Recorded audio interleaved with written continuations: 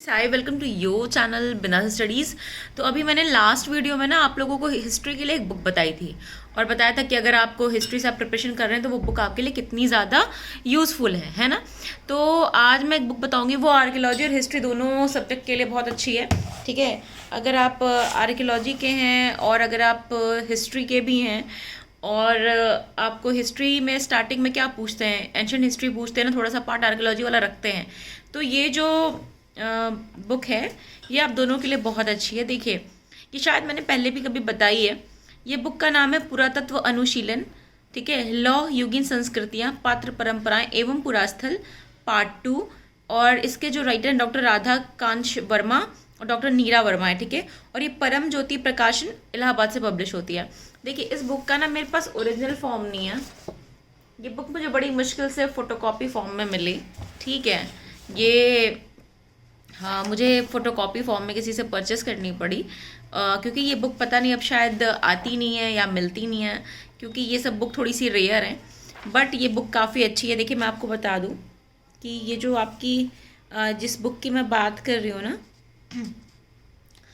राधाकांत वर्मा, नीरा वर्मा की, इनका मैं आपको इंडेक्स बता देती हूँ, आपको समझ में आ जाएगा। देखिए, इनके इंडेक्स में ही क्या है, इनके इंडेक्स में ही है भारत में लौह की प्राचीनता, कृष्ण लोहित पात्र परंपरा यानी कि ब्लैक एंड रेड वेयर की बात कर रहा है, जो है ना हमारा प्रिंटेड गे वेयर यानी कि चित्रित धूसर पात्र परंपरा, उत्तरी कृष्ण मार्जित पात्र परंपरा मतलब कि एनपीडब्ल्यू।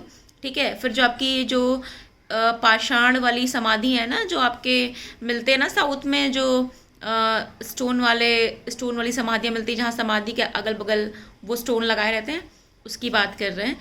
ये बृहत पाषाण समाधियों के प्रकार हैं। दक्षिण भारत में बृहत पाषाण समाधियाँ हैं।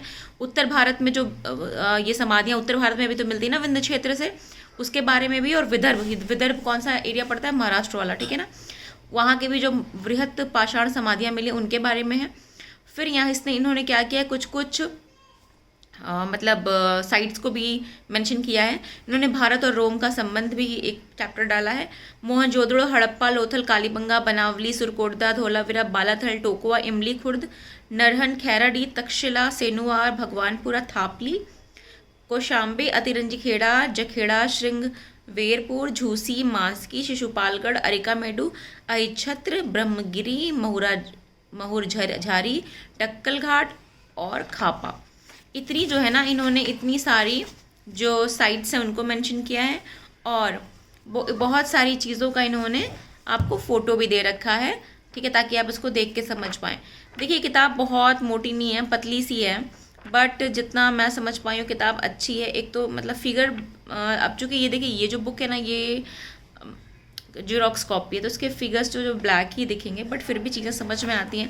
बट देखिए, इसमें चीज़ों को अच्छे से बताया है। जैसे मान लीजिए बालाथल के बारे में, बालाथल क्या है, एक आर्कियोलॉजिकल साइट है, उसके बारे में पूरा अच्छे से इसकी डिटेलिंग दी गई कि मतलब बालाथल क्या है। ठीक है, उसका टाइम पीरियड क्या है। ठीक है, उसमें क्या क्या संरचनाएँ मिलती हैं, मतलब ठीक है। और फिर उसका मतलब जो उसका एरिया है सराउंडिंग, उसमें क्या है, फिर वहाँ कौन कौन से पात्र मिलते हैं यानी कि वेयर मिलते हैं। ठीक है, फिर उनको डिस्क्राइब किया। तो मतलब इसने किसी भी एक कल्चर को या एक साइट को बहुत अच्छे से डिस्क्राइब किया है। ठीक है, कि मान लीजिए कहीं बालाथल के लोगों का, फिर वहाँ से जो मिला, उन लोग का उद्योग क्या था, वो लोग की अर्थव्यवस्था कैसी थी, मतलब अच्छे से डिस्क्रिप्शन है। तो मेरे हिसाब से अगर आपको ये बुक मिल जाए ना, तो वेल एंड गुड। इस बुक को आप ख़रीद लीजिए, और चाहे जेरोक्स कॉपी भी आप इसकी पढ़ सकते हैं। पढ़ने में तो आती ही है, मुझे तो उसका ओरिजिनल नहीं मिला। ठीक है, तो मुझे बताइएगा अगर आपके पास ये बुक है कि आपने पढ़ी है तो कैसी लगी आपको, और ये बुक आपने कहीं देखी है या नहीं, और ये ईज़िली मार्केट में अवेलेबल है कि नहीं, ये आप मुझे बताएंगे। ठीक है, see you then, take care, bye. पढ़ाई करते रहिए। और हाँ, एक टिप्स है आपके लिए। देखिए, पढ़ने का मतलब ये नहीं होता कि अपने सर पे बहुत सारे प्रेशर ले आइए, नहीं। पढ़ने का मतलब ये होता है, चिल आउट होके पढ़िए, थोड़ा सा वॉक करने जाइए, थोड़ा सा एक्सरसाइज करिए, थोड़ा सा योग ध्यान करिए खुद को। ऐसा नहीं किताब दिन भर अगर आप किताबों में घुसे हुए हैं ना, दिन भर आप किताबें भी देखेंगे तो भी पता है एक टाइम पे दिमाग थक जाएगा। ये जो दिन भर किताबों देखने का प्रोसेस है ना, ये बहुत लंबा नहीं चल सकता, और तैयारी तो लॉन्ग टर्म की होती है ना। तो थोड़ा सा गहरी सांस लेते हुए, थोड़ा सा रिलैक्स भी करिए। अब मैं ये नहीं कह रही कि अब चिल आउट करिए तो बिल्कुल ही चिल आउट करिएगा, बिल्कुल पढ़ाई मत करिएगा, नहीं नहीं। मतलब कि पढ़ाई के साथ साथ थोड़ा सा वॉक, थोड़ा सा खुद को टाइम, है ना, वो भी दीजिएगा, फिर पढ़ाई ज़्यादा अच्छे से होगी। ठीक है, मिलते हैं नेक्स्ट लेक्चर में। See you then, take care, bye.